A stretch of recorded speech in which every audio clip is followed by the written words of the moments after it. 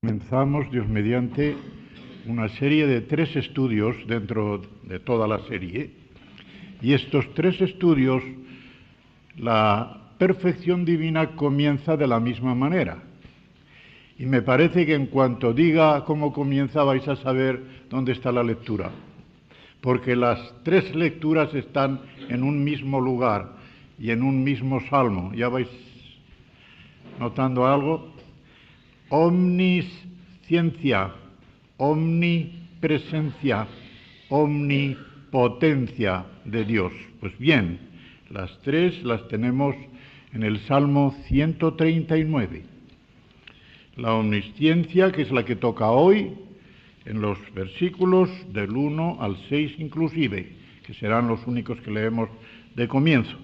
La omnipresencia está en los versículos del 7 al 12, y la omnipotencia especialmente en los versículos del 13 al 18. Está muy bien distribuido, Salmo de David. Así que vamos a leer ahora estos 6 versículos, de los 6 primeros versículos de este Salmo 139. Los leeré despacio, pero sin explicarlos, porque los voy a explicar después al comenzar los textos. Oh Yahvé, tú me has examinado y conocido. Tú has conocido mi sentarme y mi levantarme. Has entendido desde lejos mis pensamientos. Has escudriñado mi andar y mi reposo, y todos mis caminos te son conocidos. Pues aún no está la palabra en mi lengua, y he aquí, oh Yahvé, tú la sabes toda. Detrás y delante me rodeaste y sobre mí pusiste tu mano. Tal conocimiento es demasiado maravilloso, es decir, demasiado asombroso para mí. Alto es, no lo puedo comprender.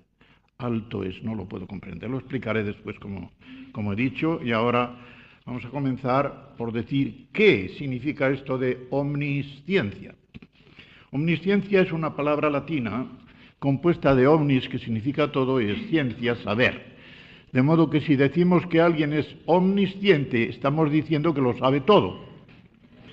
Así que al decir que Dios es omnisciente, Dios lo sabe todo. Dios lo conoce todo. Y para ver mejor hasta dónde llega lo infinito de ese conocimiento de Dios, vamos a dividir los objetos que se pueden conocer en 3 series. En realidad son así, sobre todo cuando tratamos del conocimiento de Dios. Y estas 3 son lo posible, lo existente y lo futurible. Esta palabrita de futurible al principio sonará como cosa un poco rara y un poco desconocida, pero veréis qué interés suscita esto de lo futurible. Lo posible claramente significa lo que abarca su omnipotencia. Si decimos que Dios lo puede todo, lo puede hacer todo lo factible está en sus manos, todo lo posible. Esto es lo posible, lo dejamos ahí, porque no nos dice nada a nosotros. Si decimos, Dios podría haber hecho tal, ¿y a mí qué? A mí lo que me interesa es lo que Dios ha hecho. Lo que Dios ha hecho. Pues bien, lo que Dios ha hecho o hará, entra dentro de lo existente, porque lo existente tiene 3 tiempos: el pasado, el presente y el futuro. Pero tanto el pasado como el presente como el futuro están presentes ahora, en cualquier instante de su eternidad, a la mente divina. De modo que Dios los ve como si ya sucedieran. Lo que pasará como si ya sucediera. Naturalmente que lo que ha pasado y lo que pasa, también nosotros podemos saber algo de ello, pero de lo que pasará no. Porque depende de tantos factores que solamente Dios sabe la combinación de esos factores, sobre todo cuando depende también de acciones humanas. Pero esas acciones humanas que están ocultas a todos, incluso al diablo y a sus demonios, no están ocultas a Dios. Y queda la tercera parte, que es los futuribles. Voy a empezar por decir técnicamente lo que es el futurible y luego vamos a poner, hay dos ejemplos en la Biblia muy claros de futuribles, uno en el Antiguo Testamento y otro en el Nuevo, pero solamente vamos a ver el del Antiguo, porque es el que mejor se entiende. Futurible es un hecho que no ha sucedido, ni sucede, ni sucederá, porque sería existente. Pero sucedería, se daría, si se dieran unas circunstancias que no se darán, que no se han dado, ni se dan, ni se darán. De modo que nunca existirá. Pero no es un mero posible, porque entra dentro de una condición. Si cierta clase, si cierto set de circunstancias se diera, esto sucedería. Y enseguida, bueno, de lo posible y de lo existente, no hace falta poner ningún ejemplo, ya lo sabemos, ¿verdad? Dios sabe que hoy podría llover y no llueve, eso no es eso. Dios sabe que yo haré tal cosa mañana, lo existente. Ahora vamos a ver un caso que, como digo, es el que mejor nos da lo que es el futurible. Lo encontramos en el primer libro de Samuel, en el capítulo 23 y los versículos 10 al 13, pero voy a leer, aunque sea de corrida, cómo comienza esta cosa desde el versículo 7. Vais buscándolo, primero de Samuel, versículo 23. El contexto general de esto es que nos hallamos ante una de las veces en que Saúl va persiguiendo a David, va persiguiéndole, y resulta que David ha liberado a una ciudad llamada Keila de los filisteos. La ha liberado. Y vais a ver la ingratitud de estos hombres. Después de que la ha liberado, porque el versículo 5 dice que fue David con sus hombres a Keila, peleó contra los filisteos, tal, y libró David a la ciudad de Keila. Y ahora, versículo 7. Fue dado aviso a Saúl que David había venido a Keila. Entonces dijo Saúl: Dios lo ha entregado en mi mano. Eso es lo que se creía él. Porque se ha encerrado entrando en ciudad con puertas y cerrojos, con puertas y cerraduras, como diciendo, no tiene escape. Ahora sí que. Y convocó Saúl a todo el pueblo a la batalla. Qué valiente, ¿verdad? Contra un hombre que iba con 300 hombres mal armados. A todo el pueblo a la batalla. Y para poner sitio a David y a sus hombres. Mas, entendiendo David que Saúl ideaba el mal contra él, le dijo a Abiatar sacerdote: trae el efod. Y dijo David: Yahvé, Dios de Israel, o sea, mediante el efod del sumo sacerdote va a preguntar a Yahvé, a hacerle dos preguntas. ¿Tu siervo tiene entendido que Saúl trata de venir contra Keila a destruir la ciudad por causa mía? ¿Me entregarán los vecinos de Keila en sus manos? ¿Descenderá Saúl como ha oído tu siervo? Yahvé, Dios de Israel, te ruego que lo declares a tu siervo. A él sí que le contestó Dios. A Saúl no, ya no le contestaba. Y Yahvé dijo: sí, descenderá. Segunda pregunta. Dijo luego David: ¿me entregarán los vecinos de Keila a mí y a mis hombres en manos de Saúl? Y Yahvé respondió: os entregarán. Fijaos con qué seguridad Dios dice: sí, os entregarán. Y sin embargo, esto no va a suceder. ¿Por qué? Como es natural, versículo 13, David entonces se levantó con sus hombres, que eran como 600, salieron de Keila y anduvieron de un lugar a otro. Y vino a Saúl la noticia de que David se había escapado de Keila y desistió de salir. De modo que cuando Saúl se enteró de que David ya había salido de Keila, pues dijo: no tengo nada que hacer. No tengo nada que hacer. De modo que aquí tenemos un caso en que no sucedió lo que se temía, pero hubiera sucedido si David se queda allí. Pero David, con muy buen acuerdo, consultó a su Dios y su Dios le respondió. Y le dijo, no te quedes ahí, no te quedes ahí, te va a ir mal. Y él hizo lo que el Señor le había indicado y escapó.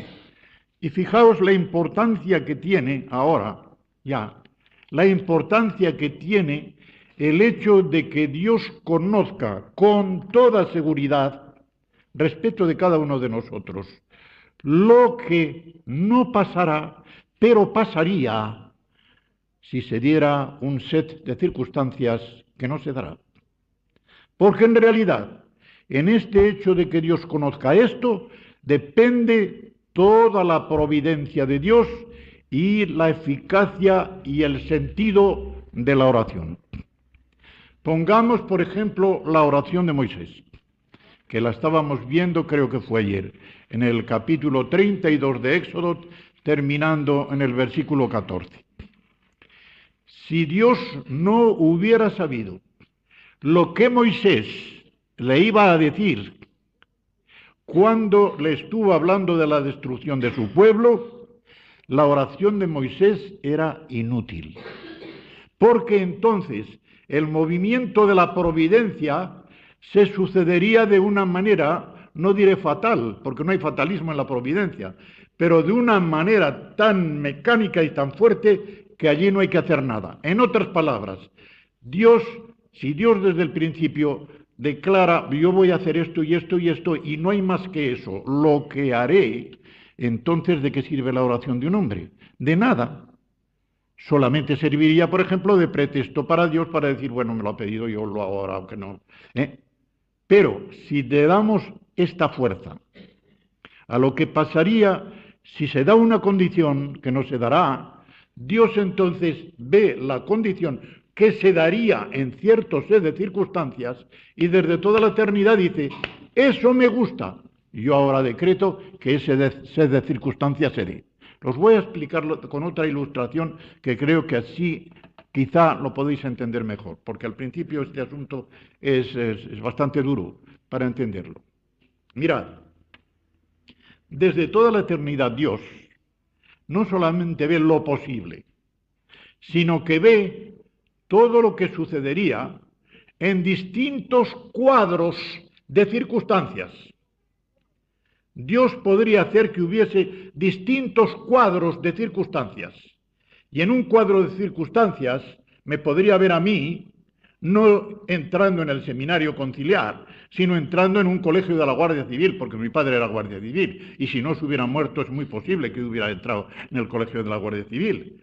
¿Y qué hubiera sido de toda mi vida? Pues hubiera discurrido en un set de circunstancias totalmente distinto del que ha discurrido habiéndose muerto mi padre en esa circunstancia, habiendo tenido a mi madre como tenía, entrando en un seminario, siendo cura, siendo canónigo, llegando a conocer las doctrinas de la Iglesia Católica Romana y llegando un día en que Dios me diese su luz y viera la falsedad. ¿Veis?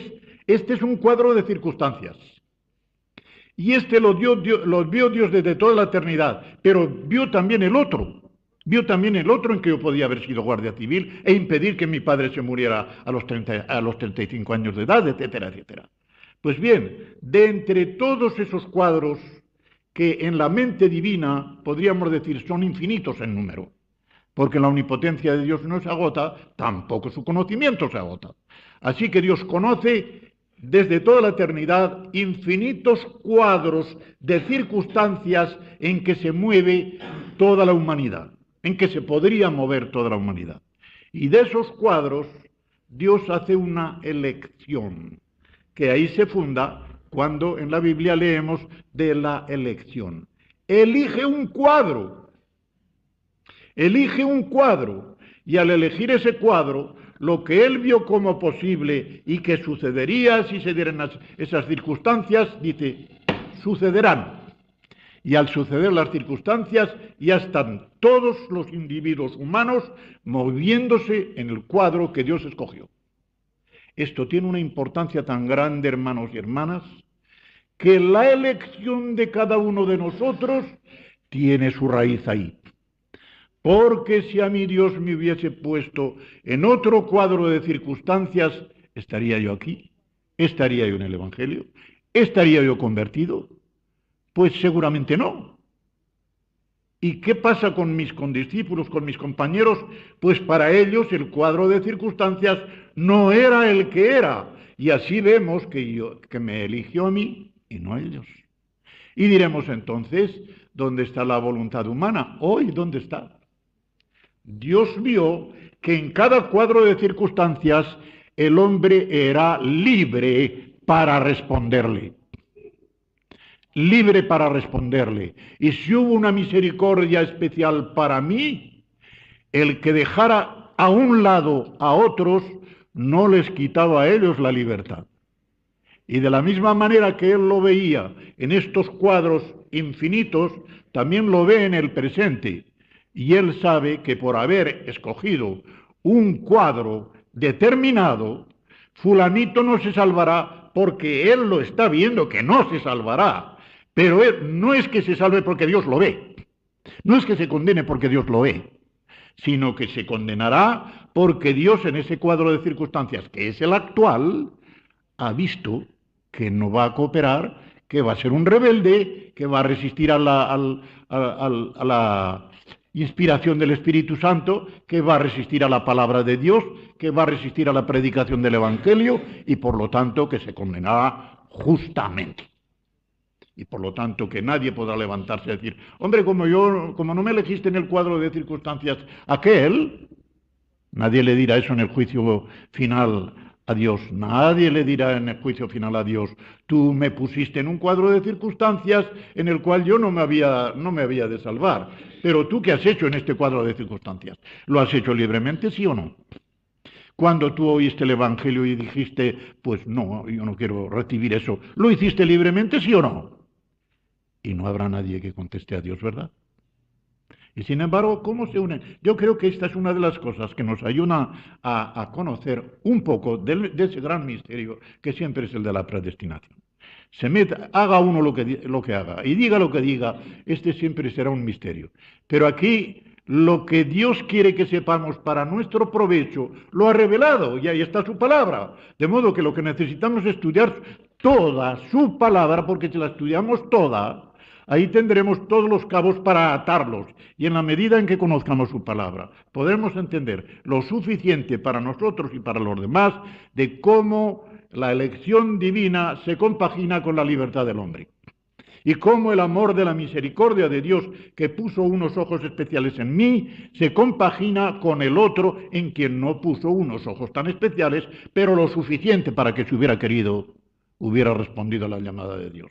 Y así nadie tiene excusa, pero por otra parte, aquellos a quienes Dios nos ha favorecido con su gran misericordia y nos ha sacado de un grupo de compañeros y de tal que no son salvos y que quizá eran mejores que nosotros en lo natural, es para una gratitud inmensa a Dios, de que no vio en nosotros nada agradable, nada que le moviera a inclinarse a mí y no a otro, y sin embargo se inclinó a mí.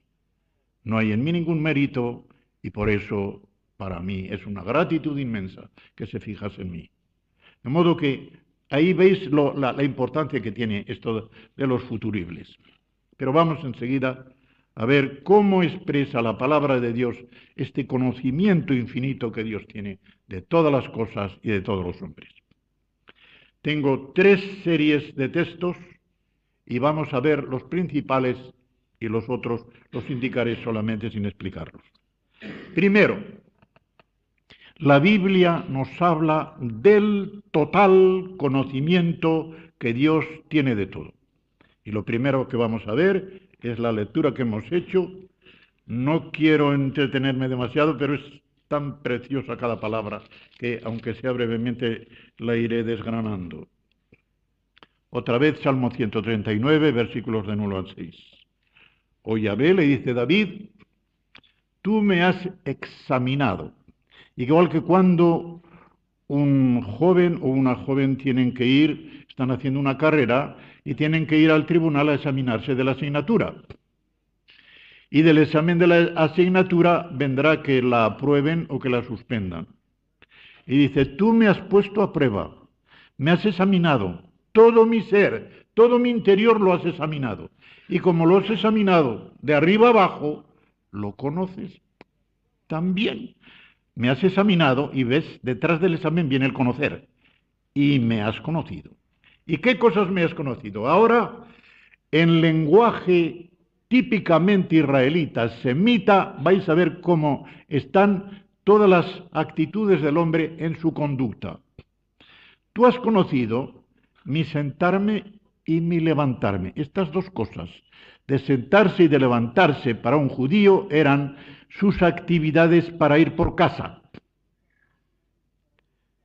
Sentado, reposo o cosas que se hacen sentado, y levantarse para ir a hacer alguna otra cosa, ir a la otra habitación, la dueña de la casa, para ir a la cocina, para ir a esta habitación. Este ir y venir por la casa de uno y de otro, y sentarse, reposo y levantarse, Dios lo sabía y lo conocía perfectísimamente. Diríamos también nosotros lo podíamos conocer. Sí, sí. Tú podrías ir a una casa y ver al marido y a la mujer sentarse y levantarse, pero sabrías por qué. Pero es que Dios no sabe. Lo que quiere decir aquí, en la penetración total que Dios tiene de su conocimiento, es que en cada movimiento nuestro, de este sentarse y de este levantarse, Dios conoce con todo detalle los motivos que tenemos para cada acción. Los motivos que tenemos para cada acción. ¿Por qué hacemos cada cosa de esas? Después, has entendido desde lejos mis pensamientos. Este desde lejos es una manera de hablar como cuando estamos hablando con una persona. Y si somos lo suficientemente listos para ver entre líneas, decimos, sí, sí, ya sé por dónde vienes. Nos decimos a nosotros, ¿verdad? Él nos está hablando magníficamente, tal, tal. Y decimos, sí, sí, ya sé por dónde vienes. Como diciendo, me quieres engañar, pero estás cubriendo la cosa. Desde lejos, mis pensamientos. Antes de que yo piense, y también esto lo significa, desde lejos, antes de que yo comience a pensar una cosa, desde esa lejanía de la eternidad de Dios, ya sabe Dios lo que voy a pensar, por qué lo voy a pensar y qué es lo que voy a pensar. Desde lejos. Ahora, has escudriñado, que es más que conocer, es como ir atornillando hasta llegar a lo último, escudriñado que mi andar y mi reposo, estas son las actividades para salir de casa. Las otras eran para ir por casa, estas es para salir de casa. Mi andar, en la andadura que es la conducta del hombre durante el día, para ir al trabajo, para ir a la oficina, para ir a cualquier cosa a la que vaya un hombre cuando sale de casa, y el reposo, que significa has cumplido tu tarea de este día, has hecho tu trabajo, ahora vienes a descansar, vienes a tener la comida en común, que es la cena, descansas en casa, estás un rato con la familia y te acuestas. Mi andar y mi reposo. Y todos mis caminos, es decir, todas las variedades y detalles de mi conducta, todos te son conocidos, perfectamente conocidos. Aún no está la palabra en mi boca, en mi lengua, y tú te la sabes toda. Y podríamos decir, quizá a veces por la manera de ver cómo piensa o el gesto que hace una persona, ya sabemos lo que va a decir. Ya conocemos algo la palabra, pero no es esto lo que quiere decir aquí. No quiere decir que Dios conozca la palabra nuestra mientras va del cerebro a la lengua. No, no. Lo que quiere decir es que el significado de esa palabra y por lo tanto, antes de que tengamos la idea que vamos a expresar por medio de esa palabra, ya Dios conoce todo lo que vamos a pensar y todo lo que después de pensarlo vamos a decir. Esto es lo que significa. Y después dice que esto todavía es más bonito, o se me hace más bonito para mí. Detrás y delante me rodeaste y sobre mí pusiste tu mano. Poner la mano encima de alguien, cuando es la mano de Dios, puede significar muchas cosas. una mano de aprobación, puede ser una mano de castigo. Aquí la mano entra dentro del conocimiento, porque no hay que salirse del contexto. El contexto es de conocerme. Y yo lo voy a hacer con una ilustración muy gráfica. Dios sabe que si estoy asentado sobre el suelo, por debajo no tengo escape. Si Él me rodea por delante y por detrás, también me tendrá que rodear por los lados, porque si no, no hay rodeo. Por delante y por detrás pone para dar las dos direcciones, pero me rodea por todo eso. Parece que me está atando con su conocimiento. Y luego, para que no me escape por arriba, porque por abajo no me puedo escapar, me pone la mano encima. Me quedo encerrado. Me deja encerrado, ¿pero para qué? Este encierro no significa ningún castigo de Dios, solamente es la expresión aquí metafórica del conocimiento absoluto e exhaustivo que de mí tiene Dios por todos los lados. No hay en mí nada por ningún lado, arriba, abajo y por los lados, que Dios no lo pueda conocer de una manera exhaustiva. Esto es lo que significa esta metáfora. Y ahora dice, al terminar de esta meditación, David dice, esto es asombroso, esto es asombroso. Tal conocimiento que tú tienes de mí es demasiado asombroso para mí, no. Lo entiendo, pero no lo comprendo. Lo entiendo, pero no lo comprendo. Por eso dice, alto es, no lo puedo comprender. No dice, no lo puedo entender. No lo puedo comprender. Dice alto porque lo mira de abajo arriba. Pero si lo mira de otra manera, es profundo. Lo que es alto en las cosas divinas es profundo en el conocimiento que exige de nosotros. Porque cuando más alta es una verdad espiritual, más necesitamos profundizar en ella para llegar a ella. Y si necesitamos profundizar, es un conocimiento profundo a la vez que es alto. Pues bien, esto es lo que dice el Salmo. No sé si he corrido un poquito de más o si he ido muy lento, pero ahí es como se ve ya uno de los textos clave. Y de esta clase, de los que hablan de total conocimiento de Dios, hay muchos otros textos que los voy a ir diciendo solamente, pero sin comentarlos. Primero de Samuel, capítulo 2, versículo 3, Job 12, versículo 13, en los Salmos también, el Salmo 94, versículo 9, Salmo 147, versículo 4, en Isaías, en el capítulo 29, los versículos 14 al 16, y en el capítulo 40, los versículos 27 y 28, son hermosos.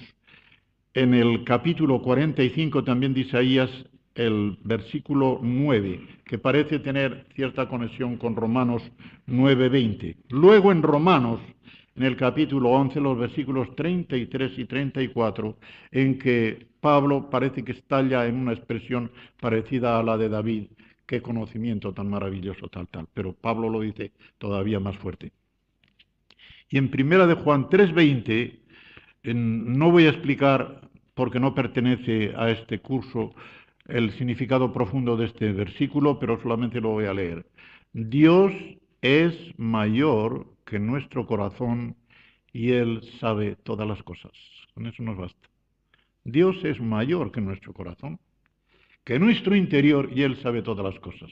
Solamente añadiré, aunque no voy a explicar, ya digo, este versículo, que la intención de Juan al escribir esto es de consolación para todo creyente espiritual que llega a tener alguna perplejidad de conciencia de si avanza o no avanza. No digo más, pero ya me podéis entender un poquito de lo que significa. Segunda serie de textos en la Biblia para dar énfasis al conocimiento de Dios. La Biblia menciona para esto especialmente los ojos de Dios que recorren toda la tierra, los ojos de Dios que lo ven todo, los ojos de Dios que penetran todo. Y el primer versículo, la primera porción sobre esto, cosa muy curiosa, está en el capítulo 16 del libro del Génesis. Capítulo 16 del libro del Génesis, en una porción que yo siempre la empleo, como hay que emplearla, para hablar del ángel de Jehová, porque es la primera vez que sale. La primera vez que sale en la Biblia el ángel de Jehová. Y por eso tiene tanto interés esta porción en que Dios habla a una mujer egipcia, esclava, desdeñada de su ama, de su dueña, lo cual tiene mucha importancia para ver el amor misericordioso de Dios a la más miserable de las criaturas. Y después de que le habla tantas veces, llegamos al versículo 13, para no leer todo. Entonces llamó Agar el nombre de Yahvé que con ella hablaba, tú eres Dios que me ve. Si no lo tenéis en vuestras Biblias, ponedes en me porque se les escapó. No sé si sería errata de imprenta o se les escapó a los que hicieron la versión 1960, pero ese me hay que ponerlo. Ese me hay que ponerlo. Dios que me ve. Él, que es la abreviatura de Elohim, Dios, Roí, el verbo Ra'a, que significa ver, con la terminación y, que apunta a la primera persona de singular, que me ve. Es el participio activo de la forma cal de ese verbo y apuntando con el sufijo de primera persona de singular. Dios que me ve. De modo que una mujer como esta, lo más despreciable para los hombres, tiene para Dios una importancia tan grande que le pone en la Biblia a Dios uno de sus nombres. Un nombre de los que se dicen compuestos, de él y luego Roí. Dios que me ve. También dentro de esta serie podéis ver en 1 de Samuel el capítulo 16, versículo 7, segundo de Crónicas el capítulo 16 y el versículo 9, no lo voy a leer, pero es muy bueno los que tengo subrayados son los principales, Job 28, versículo 24, 31, versículo 4, 34, versículo 21, todos estos de Job, el último lo tengo subrayado, pero no lo voy a leer. En el Salmo 33, los versículos 13 y 14. En Proverbios 5, el versículo 21, y ahora tengo aquí, ese está subrayado, pero el que viene ahora lo tengo con doble subrayado. 15, versículo 3. Proverbios capítulo 15, versículo 3, porque es muy comprensivo. Dice así, los ojos de Yahvé están en todo lugar, mirando a los malos y a los buenos. Digo que es muy comprensivo porque en otros lugares dice, los ojos de Dios están sobre los justos, los ojos de Dios tal, pero aquí completo. Los ojos de Dios, de Yahvé, están en todo lugar, porque está presente en todo lugar y en todo lugar está viendo lo que sucede, mirando a los malos y a los buenos. Lo ven y mira. Y como digo muchas veces, se puede ver sin mirar, se puede mirar sin ver. Igual que se puede oír sin escuchar y se puede escuchar sin oír. Pues aquí primero ve y luego mira. Están los ojos en todo lugar y Dios va poniendo esos ojos mirando en quien quiere de una manera o de otra, mirando bien a los buenos, mirando mal a los malos. Y después tengo en Amós, en el capítulo 9, los versículos 4 y 8, y en Mateo, en el Evangelio de Mateo, en el capítulo 6, los versículos 4 y 6. Tercera serie, y muy interesante, esta muy interesante. Es cuando la Biblia nos dice que Dios conoce o prueba o escudriña el corazón y los riñones. El corazón y los riñones. ¿Qué quiere decir esto? Pues mirad, en la Biblia el corazón, la mente es la sede de las ideas. El corazón es la sede de las intenciones del hombre. Y los riñones es la sede de los impulsos instintivos del hombre. De modo de todo lo que es un impulso del instinto según la Biblia, tienen su sede en los riñones.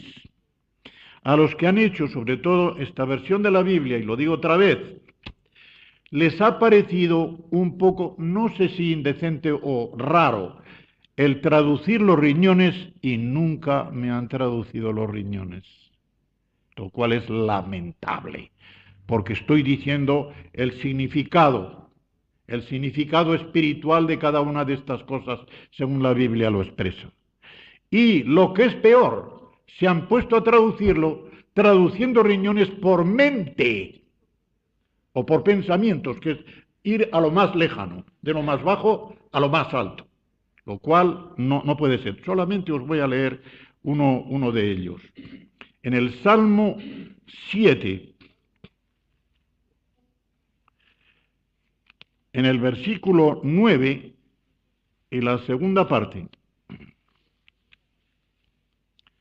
Salmo 7, versículo 9, lo voy a leer entero de todas maneras, aunque la primera parte dice: fenezca ahora la maldad de los inicuos, mas establece tú al justo. Y ahora, atended, lo traduzco del original. Porque el Dios justo prueba los corazones y los riñones. De modo que aquí no solamente lo han traducido mal, sino que lo han vuelto del revés. Traduciendo riñones por mente, han puesto mente al principio, donde el original dice los corazones. Y luego han puesto los corazones al final, dándole la vuelta. De modo que es así. Prueba, es lo mismo que dice David, escudriña, examina, analiza y conoce los corazones y los riñones, es decir, las intenciones de cada uno y los impulsos instintivos de cada uno. Y sabe que las intenciones del corazón es lo más importante y lo más culpable, porque el impulso del instinto ya pierde parte de culpabilidad en la medida que la tentación es más fuerte. Tentaciones que vienen del impulso instintivo, que no es solamente para lo sexual, sino para cualquier otra clase de violencia que se anide en las ¿cómo se llama?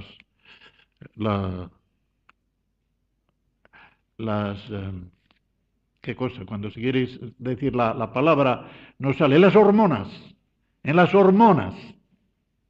Lo que hay en las hormonas de cada una de estas cosas, pues las hormonas que hay en los riñones no son solamente para lo sexual, son también para otras cosas, ¿verdad? Para enfadarse y para tal. Pues bien, eso cuando uno sufre una tentación de esta clase, se ve sorprendido. Ahora, lo que sale de la maldad misma, de la perversidad del corazón humano, no se le puede echar la culpa sino a que uno está corrompido, porque nació corrompido por obra de nuestros primeros padres, y él mismo ha añadido corrupción por medio del mal uso de su libertad. De modo que ahí tenemos las cosas que Dios conoce en todas sus series. Voy a dar algún otro texto. En Jeremías 11, versículo 20, 17, versículo 10, 20, versículo 12, todos ellos en Jeremías. Y ahora una cosa muy curiosa. Así como la Biblia en el Antiguo Testamento suele unir así el corazón y los riñones, en el Nuevo Testamento nunca aparecen unidos. Nunca, nunca, nunca aparecen el corazón y los riñones unidos. Pero sí aparece el corazón como conocido por Dios y los riñones como conocidos por Dios, pero aparte. Y, como dice nuestra Biblia, los riñones va traducido de otra manera. Nuestra Biblia no dice los riñones, dice los lomos. Pero la palabra del original griego es la que corresponde a la hebrea del Antiguo Testamento que dice riñones, de modo que estamos en lo mismo, ¿verdad? Pero en el Nuevo Testamento vamos a ver la palabra los lomos, que sale exactamente 8 veces en el Nuevo Testamento, y la más notable para mí es en Hebreos 7, versículo 10.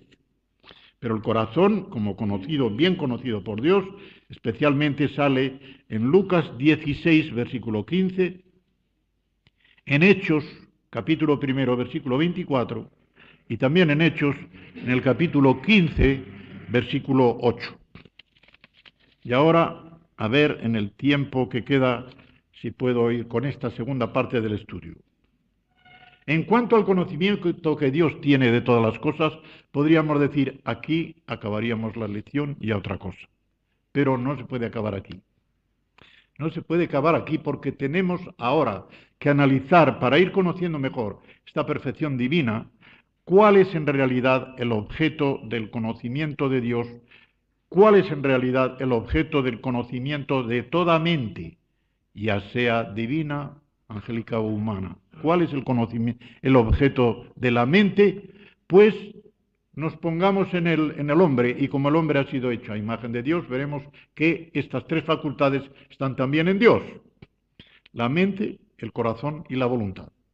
De modo que el hombre como ser espiritual se define en estas tres partes, que tiene una mente para las ideas, para la verdad, que tiene un corazón para la belleza, para los sentimientos, para las emociones, y que tiene una voluntad para el bien. Debería estar inclinada para el bien, aunque muchas veces por el pecado está inclinada hacia el mal. Pues bien, Dios tiene una mente, un conocimiento con un objeto que es la verdad, como en nosotros, sino que en Él no falla, no marra, en nosotros sí.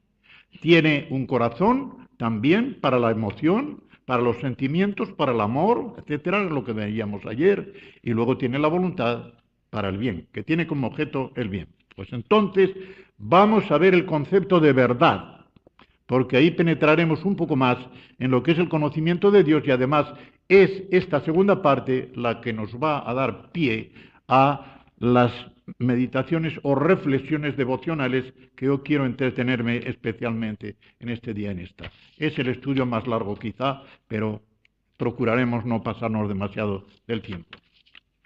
¿Qué entendemos por verdad? Pues para ver lo que se entiende por verdad, primeramente hay que saber qué quieres decir con eso de verdad. Porque verdad puede significar tres cosas. Y así, técnicamente se divide en tres clases la verdad. Al principio, aunque os choque los términos, ya os lo explicaré. Verdad ontológica, verdad lógica y verdad ética. ¿Qué significa esto? Verdad ontológica, lo que es el ser, ontológica, hablar del ser, es la propia esencia de cada ser en cuanto que se le puede conocer. Lo que es cada ser en sí y que se puede conocer, eso es su verdad, diríamos, encarnada. Esa es su verdad ontológica.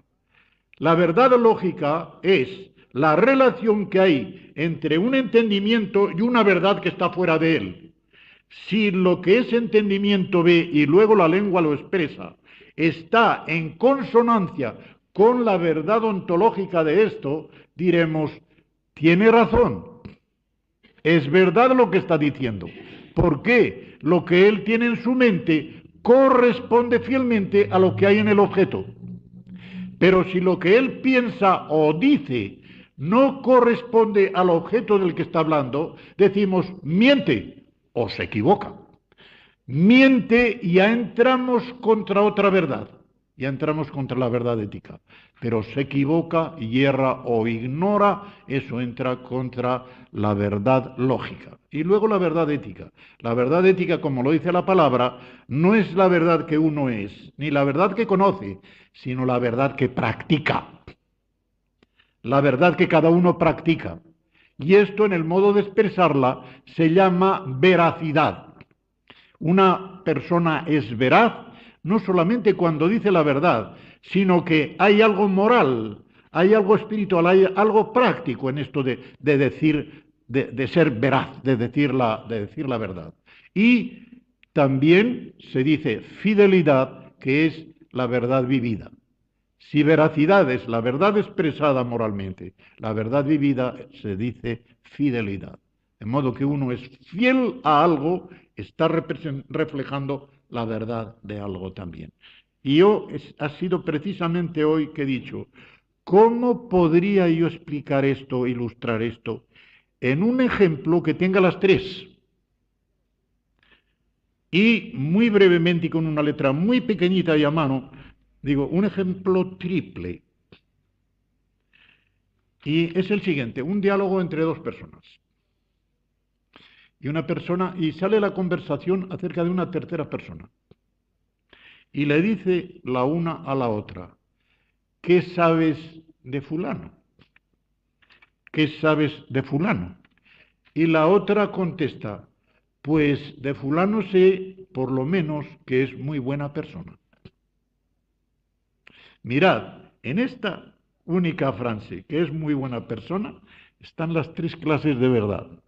Los voy a explicar. Si es buena persona, eso es algo que existe, no en el que habla, sino el sujeto del que están hablando, ¿no es verdad? Si es buena persona, es algo en el sujeto del que están hablando. Esta es la verdad ontológica, la que no necesita de discurrir, sino que uno la lleva, la lleva. Ese individuo es buena persona, es una verdad. Como cuando Jesucristo dice, yo soy la verdad, yo soy el camino y la verdad y la vida. No solamente dice yo digo la verdad o yo vivo la verdad, es que yo soy la verdad. De modo que la verdad era algo ontológico en Cristo. De modo que es buena persona. Esa persona tiene una verdad ontológica.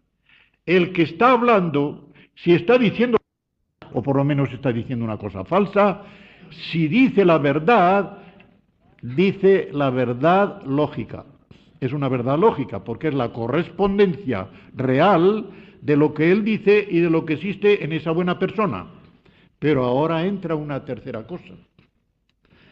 ¿Qué relación tiene este que habla con la persona de la que están hablando? ¿Es amigo suyo o es enemigo suyo?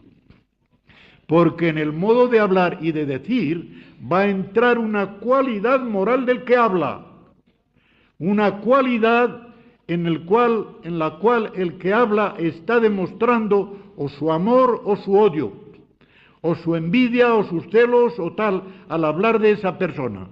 Y si lo dice de una manera que llamaríamos edificante, porque quiere darle prestigio a esa persona, porque él la conoce bien y el otro no la conoce bien, y este hermano quiere darla a conocer en su buen sentido, en sus buenas cualidades.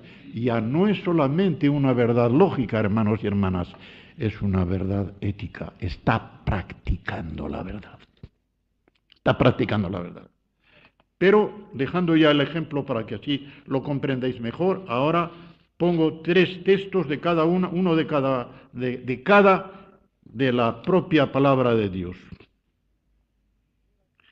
En Primera Tesalonicenses, en el capítulo 1 y versículo 9, cuando se habla del Dios vivo y verdadero. Esa es la verdad ontológica. Ontológica. En Juan 17, versículo 17, en que Jesucristo le está hablando al Padre y al final de ese versículo dice, tu palabra es verdad. No solamente quiere decir que haya una verdad ontológica dentro, sino que es fiable, que la palabra con la cual Dios nos habla nos dice la verdad, nos dice la verdad. Acerca de lo que habla, nos dice la verdad. Es una verdad lógica. Y luego, en cuanto a la verdad ética, no hay mejor texto que en la primera epístola de Juan, en el capítulo 1 y en el versículo 6, donde dice que si decimos esto, tal, no practicamos la verdad. No practicamos la verdad. Si decimos que estamos en la luz y no amamos a nuestros tal, no practicamos la verdad.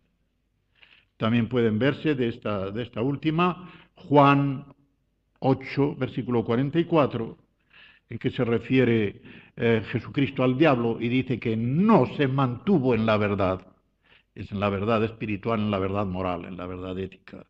Y en Efesios 6, en el versículo 14, donde está toda la armadura de Dios, y dice Pablo, ceñidos vuestros lomos con la verdad.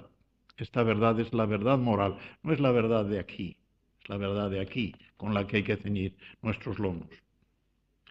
Pero, teniendo esto en cuenta, vamos a ver cuál es la mentalidad judía. Así como para el occidental y especialmente para el científico, para el filósofo, etc., la principal verdad es la lógica.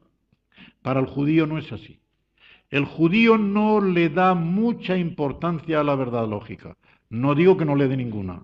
Es que carga un énfasis tremendo en la verdad moral, en la verdad ética. Cuando un judío habla de verdad, es de la verdad que se practica. Es la verdad que se practica en su doble vertiente que ya he dicho, fidelidad, que es la verdad vivida, y veracidad, que es la verdad expresada. Y esto exige en el sujeto, como es natural, estas tres cualidades, que ha de ser veraz, dice lo que hay, fiel en lo que dice y en el modo de decirlo, y consecuente en todo lo que va diciendo. Consecuente. Está firmemente asentado en lo que piensa y en lo que dice. No hay contradicción ninguna entre lo que dice y entre lo que obra. Es lo que decimos, por ejemplo, de que todo el que pone la palabra de Dios al servicio de los demás tiene que sentirla y que vivirla, porque si no, no hay consecuencia, decimos nosotros. Esa persona no es consecuente porque dice una cosa y hace otra. De modo que tiene una importancia tremenda esto. Y claro, Dios es verdad, como no va a ser en las tres clases. Es una realidad infinita, de modo que su verdad ontológica es absoluta. Tiene un conocimiento perfecto de todo, así que su verdad lógica nunca falla. Y por otra parte es tres veces santo, una santidad absoluta que por lo tanto siempre lleva consigo la práctica de la verdad. Dios no puede equivocarse, Dios no puede mentir, Dios no puede engañar, y la Biblia lo expone de la siguiente manera. En Romanos 3:4 se nos dice que es veraz. En Tito capítulo 1 y versículo 2 se nos dice que no miente. Y cada vez a más. Y en la epístola a los Hebreos en el capítulo 6 y en el versículo 18 que es imposible que mienta. Por estas dos cosas por las cuales es imposible que Dios mienta. Por las cuales promesa y conjuramento, dos cosas por las cuales es imposible que Dios mienta. Y ahora lo más profundo de todo esto. La verdad en Dios es tan grande que la expresión infinita y eterna que Dios Padre hace dentro de sí, de todo lo que es y tiene, produce una persona, que es la persona de su Hijo, que por eso se llama el Verbo de Dios. La palabra de Dios, en esa expresión eterna del Padre, da origen al Hijo. Ya no se puede llegar a más profundidades, porque nosotros podemos decir la verdad, podemos practicarla, pero no podemos crearla, no podemos producirla. Nuestra verdad está en decir lo que hay y en practicar lo que sabemos.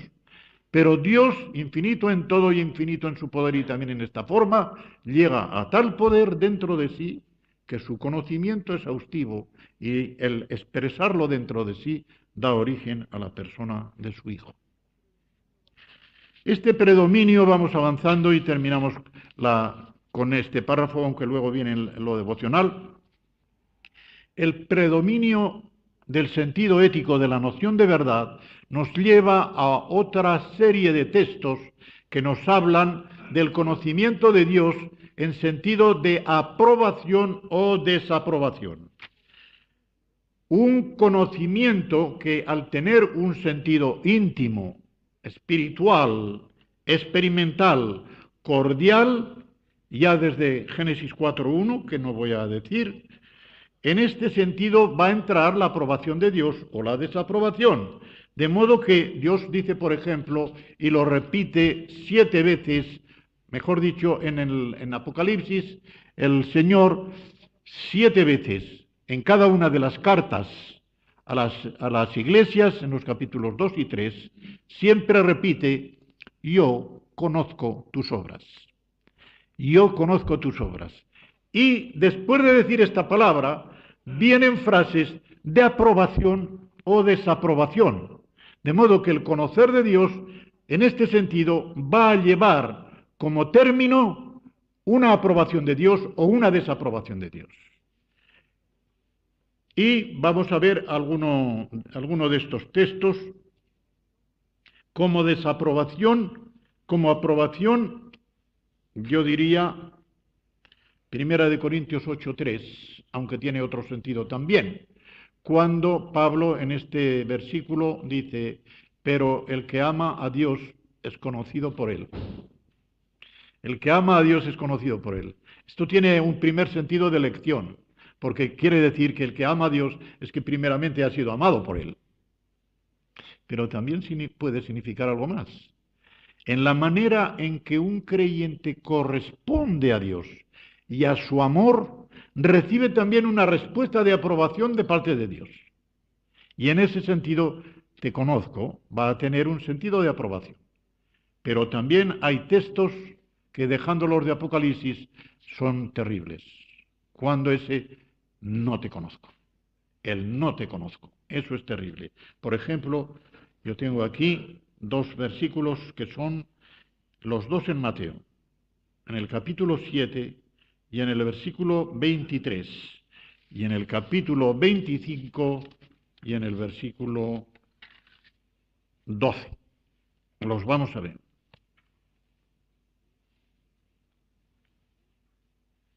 Mateo, vais buscando el 7 y el versículo 23. Dice el versículo anterior para que veamos el contexto. Muchos me dirán en aquel día, Señor, Señor, ¿no profetizamos en tu nombre y en tu nombre echamos fuera demonios y en tu nombre hicimos muchos milagros? Y entonces les declararé, se lo diré bien claro, nunca os conocí, apartaos de mí, hacedores de maldad. Qué terrible tiene que ser oír eso de labios de alguien que es Dios. Nunca os conocí. Los conocía de cabeza, sí, pero de corazón no. Dios sí que los conocía, claro, no iban a faltar a su conocimiento, pero aquí es una palabra de desaprobación. Nunca os conocí. En Mateo 25, 12, ya sabéis por dónde voy, es las vírgenes que llegan tarde, cuando la puerta está cerrada. 25, 12. El versículo 11 dice, después vinieron también las otras vírgenes, las tontas, las necias, que no tenían aceite en las lámparas, diciendo, Señor, Señor, ábrenos. Mas él respondiendo dijo, de cierto os digo que no os conozco. Y ahora pensad conmigo, reflexionad sobre esta frase que voy a decir. Qué cosa más terrible es ser un desconocido para Dios. Qué cosa más terrible. ¿Habéis pasado alguna vez por el bochorno de que alguien que os estima os presenta dentro de otra persona de mucho mérito o de mucho poder o de una clase social muy alta y le dice, aquí le presento a mi amigo fulanito de tal? Y el otro dice, no tengo el gusto de conocerle. Naturalmente que no os alarmáis, porque decís, es natural, este hombre no me ha visto nunca, ni sabe nada de mí. Pero le queda a uno una amargura como diciendo, qué poca cosa soy. Yo creí que a mí me conocía todo el mundo y aquí tienes a este hombre tan eminente y no sabe nada de mí. Es un bochorno que parece que se sufre. Pero que lo diga un hombre no nos tiene que importar. Pero que Dios te diga, no te conozco. Eso tiene que ser un rayo que fulmina. Eso es un rayo que fulmina.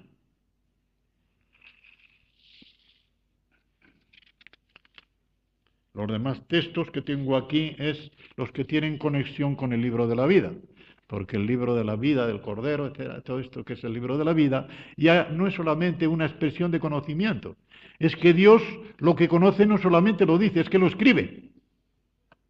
lo escribe.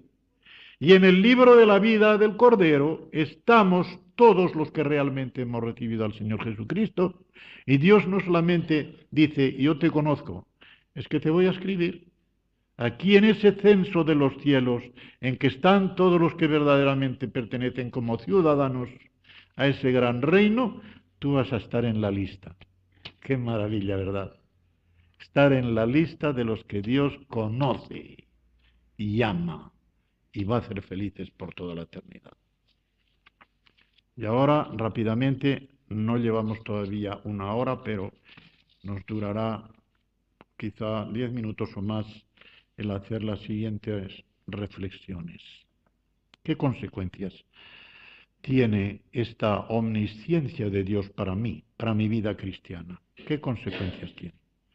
Pues primero tiene una consecuencia de que si a esto de que Dios lo sabe todo respecto de mí, de esta infinita sabiduría de Dios, yo junto el que su poder también es infinito y que su amor también es infinito, entonces tengo un consuelo y un aliento, un ánimo tan grande que me hace, si soy consciente de esto, me voy a despreocupar de lo que los hombres piensen y digan de mí, así como de cualquier cosa que puedan planear contra mí. Yo no digo que vamos a ser un cara dura que no me importa lo que digan de mí. Tiene que importarnos lo que digan de mí, lo que digan de nosotros. ¿Por qué? Porque nuestra apariencia al exterior tiene que ser consecuente con lo que hay en el interior. Pero eso no es para recibir gloria de los hombres, sino porque nuestro testimonio tiene que ser como debe ser. Pero la gloria vendrá de arriba. La gloria viene de arriba. Y de arriba es de donde tenemos que considerar qué es lo que Dios ve en mí, cómo piensa Dios de mí, qué conoce Dios de mí, en qué forma ve mi interior. Eso es lo que me interesa, no lo que digan los hombres, porque por la sencilla razón de que los hombres no pueden ver mi interior. Y por eso los hombres juzgamos muchas veces tan mal, porque juzgamos por las apariencias. Pero Dios nunca juzga mal, porque nunca juzga por apariencias. Siempre juzga por realidades íntimas que Él conoce exhaustivamente. Y hay aquí un salmo que nos ayuda mucho para esto, del cual solamente voy a leer 4 versículos. Es el Salmo 56, especialmente el versículo 8, es muy bueno. Salmo 56, un salmo de David, salmo de confianza, como dice, oración de confianza. Y dicen así estos versículos: mis huidas tú has contado.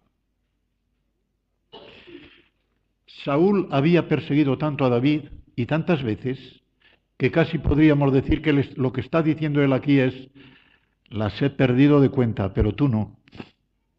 ¿Veis? Me ha perseguido de tantas maneras y en tantas ocasiones que casi ya las pierdo de cuenta. Mas tú, mis huidas, tú has contado. Y no solamente mis huidas. Ahora fijaos bien. Pon mis lágrimas en tu redoma. Esto es una figura de edición por la cual se atribuye a Dios que tiene una botella muy grande para cada uno de sus hijos y en la cual va poniendo, echando las lágrimas de cada uno de sus hijos. Y cuando a sus hijos no se les olvidan o se les llegan a olvidar las lágrimas que han derramado por una causa justa, a Dios no se le olvidan porque las tiene en su botella. Y las tendrá ¿hasta cuándo?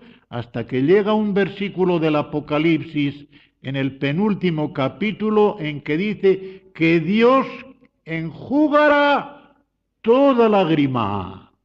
Ya entonces no le hará falta la botella. Pero mientras vamos pasando por este mundo, Dios tiene ahí su botella, más grande o más pequeña, de cada uno de nosotros, según lo que cada uno esté sufriendo, y cada lágrima tiene su mérito, y cada lágrima cae allí, y cada lágrima es contada, y ninguna lágrima es olvidada. ¿Verdad que esto nos consuela o nos debe consolar? Pensar que quizá los hombres nos están haciendo todo el daño que pueden. ¿Cuántas veces pasa esto? y nos hacen llorar. Y lloramos, pero Dios ahí guarda las lágrimas y las está viendo. Y está diciendo, hijo mío, adelante, que yo las veo y yo voy a ser tu vengador, yo voy a ser tu juez. Yo las estoy contando, no las olvido, no. Y sigue adelante y dice, estoy diciendo la verdad, ¿verdad? Padre mío, ¿no están ellas, todas ellas, donde? No solamente en tu redoma, es que están también escritas en tu libro. Serán luego vueltos atrás mis enemigos el día en que yo clamare, como se excita, ¿eh? Después de decir esto dice, a mí no hay enemigo que me pueda hacer nada. Esto sé, que Dios está por mí. Parece que está ya preludiando lo que dice Pablo en Romanos 8:31, ¿verdad? Si Dios por nosotros, ¿quién contra nosotros? Dios está por mí. En Dios alabaré su palabra, en Yahvé su palabra alabaré. En Dios he confiado, no temeré. ¿Qué puede hacerme el hombre? ¿Qué puede hacerme el hombre? Lo mismo que dice Pedro, su primera epístola en el capítulo 3. ¿Quién podrá haceros daño si vosotros hacéis el bien? ¿Quién? Daño de veras, nadie, nadie. Lo de la aprobación de los actos, ya he dicho los versículos esos los voy a decir. Apocalipsis 2, los versículos 2, 9, 13 y 19. Y en el capítulo 3, los versículos 1, 8 y 15. Yo conozco tus obras. Y además, otra cosa que nos puede consolar mucho dentro de este primer apartado. Cuando Dios nos ve a nosotros, no nos ve como número de una masa. Un orador, un político, por ejemplo, está dando un mitin electoral y tiene delante de sí, digamos, 50.000, 500.000 delante. Y los está viendo, y cómo se esponja y cómo se sube de que hay 500.000. Pero si le preguntaran acerca de cada uno, no sabía decir nada. ¿Por qué? Porque no los ve como individuos, los ve como masa. Allí hay una masa de gente que le está oyendo, que le aplaude, que tal, que cual. Pero es una masa. Y Dios nunca ve una masa. Nunca nos ve como masa. A cada uno de los que están en esos 500.000 lo ve perfectísimamente como si solo Él estuviera allí. Y al otro como si solo Él estuviera allí. Y perfectísimamente a cada uno de ellos. De modo que aunque estemos, si estamos 50, si estamos 500, si estamos 5.000 reunidos, naturalmente que a los hijos de Dios nos esponja y nos consuela el número de que estamos en una congregación, y fíjate qué congregación tan grande. Esta iglesia pues reúne 10.000. Pero no hace falta que sean 10.000, ni 1.000, ni 110. A cada uno de ahí te está viendo, como hijo suyo y tal. Esto es lo que verdaderamente interesa. Y es lo que se llama que su conocimiento no es general, es universal, que no es lo mismo. El universal es el que va al todo y a cada una de sus partes. El general es el que va al género y no desciende a los individuos, no desciende a la especie ni al individuo. Segundo, otro pensamiento que nos va a consolar mucho. Tengo yo aquí dos precisamente de los salmos. El Salmo 40, en el versículo 17, dice, aunque afligido yo y necesitado, Yahvé pensará en mí. Salmo 144, versículo 3. Oh Yahvé, ¿qué es el hombre para que en él pienses? ¿O el hijo del hombre para que te preocupes de él? Al pie de la letra. ¿Qué es el hombre para que te preocupes de él? ¿Qué es el hombre para que pienses en él? Y ahora, fijaos en el primer atributo que estudiamos anteayer. La eternidad de Dios. Lo que Dios lo hace en la eternidad. Y por lo tanto, si Dios piensa en mí, no es que se le haya ocurrido hoy un pensamiento. Ayer no pensaba, pero hoy me tocó a mí el turno. Y dijo, ahora yo voy a pensar en don Francisco. ¡Qué bien! Que hoy me toca a mí, mañana le tocará a otro, así vamos llevando el turno. No hay turno que valga. Si Dios piensa en mí hoy, quiere decir que pensó en mí desde toda la eternidad, que piensa ahora en su eternidad y que pensará en mí durante toda la eternidad. Y ahora, el que Dios piense en mí tiene un doble filo, porque si Dios piensa en mí y yo estoy enemistado con Dios, ese pensamiento es como un enemigo que me va hostigando constantemente. Pero si yo estoy en comunión íntima con Dios y quiero agradarle y estoy procurando hacer su voluntad, solamente el pensar que Dios piensa en mí, digo, ¿y qué consuelo me da? ¿Qué consuelo me da? Y no solamente que me estimula a decir, bueno, y si no soy como debiera ser, pero soy suficientemente creyente para que Dios piense en mí, el pensar que Él piensa en mí y que me ve, y cada una de mis acciones y cada uno de mis pensamientos tiene que estimularme, ¿cómo no?, a ser cada día mejor en su presencia, a ser cada día más espiritual delante de sus ojos, a querer agradarle cada día más y mejor, a querer hacer su voluntad cada vez mejor. A eso tiene que estimularnos. Y tercero, aquí tengo otro pensamiento, pero se desvía un poco de aquí porque primero ya lo dije ayer y segundo, no hace falta, es hablar de que teniendo la providencia de mi Padre, no tengo que preocuparme de ninguna cosa y ni de la suerte, ni lo que llaman buena suerte, ni mala suerte, ni buen destino, ni mal destino. Creo que lo dije ya, o ayer o anteayer, pero lo tengo aquí, no quiero dejármelo del todo. Y, finalmente, ante ese Dios que me ve y ve todo lo que hago, todo lo que digo, todo lo que pienso, ¿qué postura voy a aceptar? Porque hay una postura correcta y hay dos posturas incorrectas, una en cada extremo. La postura correcta es la que acabo de decir. Hay dos posturas incorrectas. Una, por parte de menos diría, por complejo de inferioridad y otra por complejo de superioridad.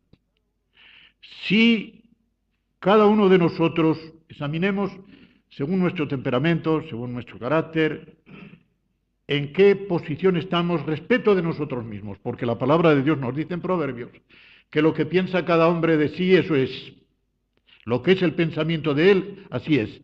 Si yo opino que valgo poco, pues de tanto opinarlo llegaré a valer poco. Si yo opino que valgo algo, pues me voy subiendo, voy subiendo. Bien, si yo tengo un complejo de inferioridad, eso de que Dios me ve, me va a estimular a deshacerme de timidez, de desánimo, de desconcierto, de desesperación. ¿Por qué me voy a desanimar de nada? Por lo que me hagan, lo que me digan o lo que me ocurra. No, Dios me ve como soy, me ama como soy, y Él quiere que yo suba, no quiere que yo baje. Quiere que suba, no que baje, porque me encuentra abajo, quiere que suba. Pero, por otro lado, llega otra persona y tiene de sí una idea, una opinión tan alta, pero en realidad esta opinión tan alta que tiene de sí no corresponde con la forma como se conduce. Y ya tenemos, en vez de al deprimido y al acomplejado, al fariseo.